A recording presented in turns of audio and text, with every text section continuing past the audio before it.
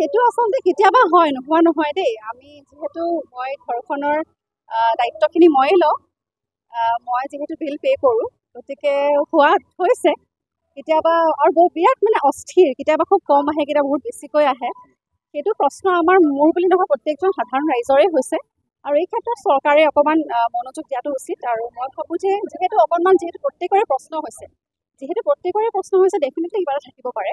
সেইটো বস্তু শুধৰালে হ'ল। সেইটো আচলতে কেতিয়াবা হয়, নোহোৱা নহয় দেই। আমি যিহেতু মই ঘৰখনৰ দায়িত্বখিনি ময়ে লওঁ। মই যিহেতু বিল পে' কৰোঁ, গতিকে হৈছে। কেতিয়াবা আৰু বিৰাট মানে অস্থিৰ, কেতিয়াবা খুব কম আহে, কেতিয়াবা বহুত বেছিকৈ আহে। সেইটো প্ৰশ্ন মোৰ বুলি নহয়, প্ৰত্যেকজন সাধাৰণ ৰাইজৰে হৈছে। আৰু এই ক্ষেত্ৰত চৰকাৰে অকণমান মনোযোগ দিয়াটো উচিত। আৰু মই ভাবোঁ যে যিহেতু